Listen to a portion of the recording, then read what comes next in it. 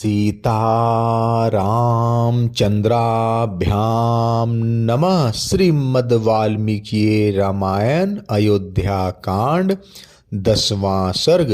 राजा दशरथ का कैकेयी के भवन में जाना, उसे कोप भवन में स्थित देखकर दुखी होना और उसको अनेक प्रकार से संतावना देना। पापनी कुब्जा ने जब देवी कैकेयी को बहुत उल्टी बातें समझा दी, तब वह विषाक्त वान से विद्ध हुई किन्नरी के समान धरती पर लौटने लगी। मंथरा के बताए हुए समस्त कार्य को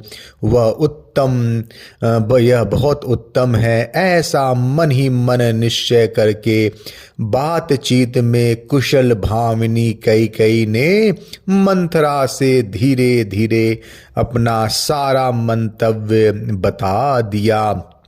मंथरा के वचनों से मोहित एवं दीन हुई भामिनी कैकेयी पूर्वोक्त निश्चय करके नाग कन्या की भांति गर्म और लंबी सांसें खींचने लगी और 2 घड़ी तक अपने लिए सुखदायक मार्ग का विचार करती रही। और वह मंथरा जो कैकेयी का हित चाहने वाली सुहृद थी और उसी के मनोरथ को सिद्ध करने की अभिलाषा रखती थी, कैकेयी के उस निश्चय को सुनकर बहुत प्रसन्न हुई, मानो उसे कोई बहुत बड़ा सिद्धि मिल गई हो। तदंतर रोष में भरी हुई देवी कैकेयी अपने कर्तव्य का भली भांति निश्चय कर मुखमंडल में स्थित भौं को टेढ़ी करके धरती पर सो गई। और क्या करती, अबला ही तो थी। तदंतर उस कैकेयी राजकुमारी ने अपने विचित्र पुष्पहारों और दिव्य आभूषणों को उतार कर फेंक दिया। वे सारे आभूषण धरती पर यत्र तत्र पड़े थे। जैसे छिटके हुए तारे आकाश की शोभा बढ़ाते हैं, उसी प्रकार फेंके हुए वे पुष्पहार और आभूषण वहां भूमि की शोभा बढ़ा रहे थे। मलिन वस्त्र पहनकर और सारे केशों को दृढ़ता पूर्वक एक ही वेणी में बांधकर कोप भवन में पड़ी हुई कैकेयी बलहीन अथवा अचेत हुई किन्नरी के समान जान पड़ती थी।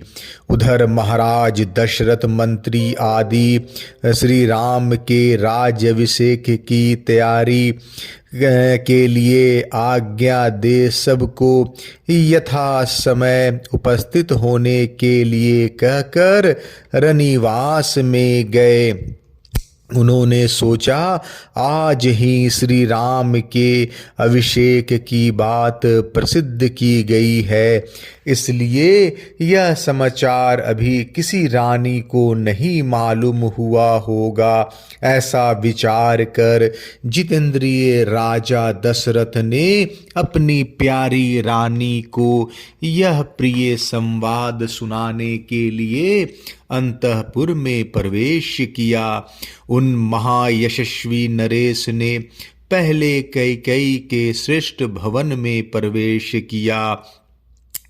मानो श्वेत बादलों से युक्त राहु युक्त आकाश में चंद्रमा ने प्रदापन किया हो। उस भवन में तोते, मोर, क्रौंच और हंस आदि पक्षी कलरव कर रहे थे। वहाँ बाधों का मधुर घोष गुंजा रहा था। बहुत सी कुब्जा और बौनी दासियां भरी हुई थी। चंपा और अशोक से सुशोभित बहुत से लता भवन और चित्र मंदिर उस महल की शोभा बढ़ा रहे थे। हाथी दांत, चांदी और सोने की बनी हुई बेदियों से संयुक्त उस भवन को नित्य फूलने फलने वाले वृक्ष और बहुत सी बावड़ियां सुशोभित कर रही थी। उसमें हाथी दांत, चांदी और सोने के बने हुए उत्तम सिंहासन रखे गए थे। नाना प्रकार के अन्न पान और भांति भांति के भक्ष्य भोज पदार्थों से वह भवन भरा पूरा था।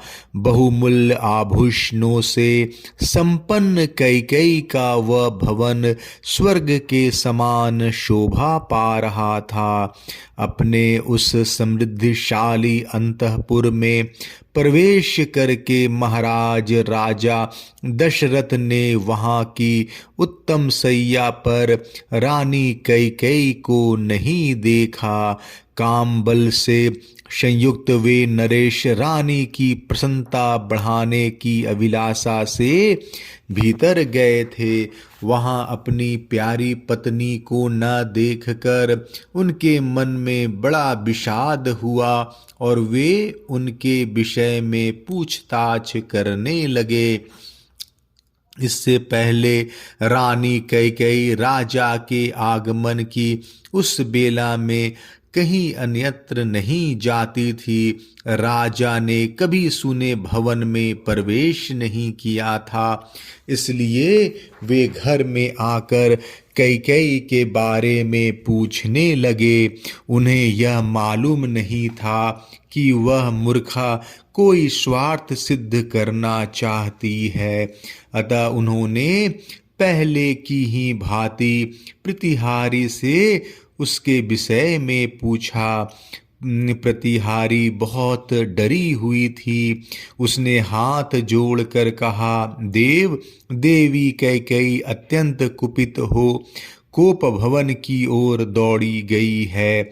प्रतिहारी की यह बात सुनकर राजा का मन बहुत उदास हो गया। उनकी इंद्रियां चंचल एवं व्याकुल हो उठी और वे पुनः अधिक विषाद करने लगे। कोप भवन में वह भूमि पर पड़ी थी और इस तरह लेटी हुई थी जो उसके लिए योग्य नहीं था। राजा ने दुख के कारण संतप्त से होकर उसे इस अवस्था में देखा। राजा बूढ़े थे और उनकी वह पत्नी तरुणी थी, अतः वे उसे अपने प्राणों से भी बढ़कर मानते थे। राजा के मन में कोई पाप नहीं था, परंतु कैकेयी अपने मन में पाप पूर्ण संकल्प लिए हुई थी। उन्होंने उसे कटी हुई लता की भांति पृथ्वी पर पड़ी देखा, मानो कोई देवंगनाएं स्वर्ग से भूतल पर गिर पड़ी हो। वह स्वर्ग भ्रष्टी किन्नरी देवलोक से च्युत हुई अप्सरा लक्ष्य भ्रष्ट माया और जाल में बंधी हुई हरिणी के समान जान पड़ती थी। जैसे कोई महान गजराज वन में व्याध के द्वारा विक्षिप्त बाण से विद्ध होकर गिरी हुई अत्यंत दुखित हथनी को स्नेहवश स्पर्श करता है, उसी प्रकार कामी राजा दशरथ ने महान दुख में पड़ी हुई कमल नयनी भार्या कैकेयी का स्नेह पूर्वक दोनों हाथों से स्पर्श किया। उस समय उनके मन में सब ओर से यह भय समा गया था कि न जाने यह क्या कहेगी और क्या करेगी। वे उसके अंगों पर हाथ फेरते हुए उसे इस प्रकार बोले, देवी तुम्हारा क्रोध मुझ पर है, ऐसा तो मुझे विश्वास नहीं होता। फिर किसने तुम्हारा तिरस्कार किया है, किसके द्वारा तुम्हारी निंदा की गई है। कल्याणी, तुम जो इस तरह मुझे दुख देने के लिए धूल में लौट रही हो, इसका क्या कारण है। मेरे चित्त को मथ डालने वाली सुंदरी, मेरे मन में तो सदा तुम्हारे कल्याण की ही भावना रहती है, फिर मेरे रहते हुए तुम किस तरह धरती पर सो रही हो। जान पड़ता है तुम्हारे चित्त पर किसी पिशाच ने अधिकार कर लिया है। भामिनी, तुम अपना रोग बताओ। मेरे यहाँ बहुत से चिकित्सा कुशल वैद्य हैं जिन्हें मैंने सब प्रकार से संतुष्ट कर रखा है। वे तुम्हें सुखी कर देंगे। अथवा कहो, आज किसका प्रिय करना है या किसने तुम्हारा अप्रिय किया है। तुम्हारे किस उपकारी को आज प्रिय मनोरथ प्राप्त हो अथवा किस अपकारी को अत्यंत अप्रिय कठोर दंड दिया जाए। देवी, तुम न रो, अपने देह को न सुखाओ। आज तुम्हारी इच्छा के अनुसार किस अवध्य का वध किया जाए अथवा किस प्राण दंड पाने योग्य अपराधी को भी मुक्त कर दिया जाए। किस दरिद्र को धनवान और किस धनवान को कंगाल बना दिया जाए। मैं और मेरे सभी सेवक तुम्हारी आज्ञा के अधीन हैं। तुम्हारे किसी भी मनोरथ को मैं भंग नहीं कर सकता, उसे पूरा करके ही रहूँगा, चाहे उसके लिए मुझे अपने प्राण ही क्यों न देना पड़े। अतः तुम्हारे मन में जो कुछ हो उसे स्पष्ट कहो। अपने बल को जानते हुए भी तुम्हें मुझ पर संदेह नहीं करना चाहिए। मैं अपने सत्कर्मों की शपथ खाकर कहता हूँ कि जिससे तुम्हें प्रसन्नता हो वही करूँगा। जहाँ तक सूर्य का चक्र घूमता है वहाँ तक सारी पृथ्वी मेरे अधिकार में है।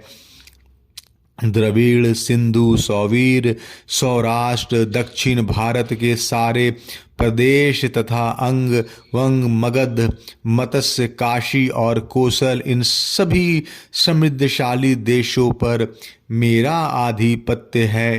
कैकेयी राजनंदिनी, उनमें पैदा होने वाले भांति भांति के द्रव्य, धन, धान और बकरी, भेड़े आदि जो भी तुम्हें मन से लेना चाहती हो वह मुझसे मांग लो।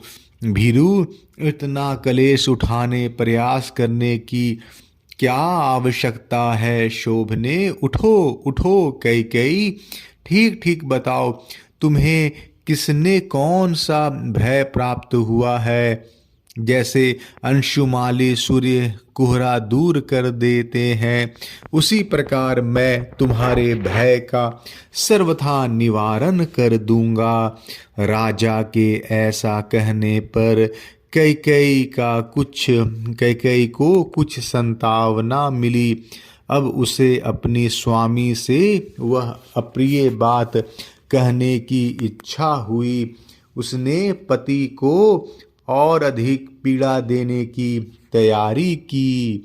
अयोध्या कांड 10वां सर्ग समाप्त। जय श्री राम।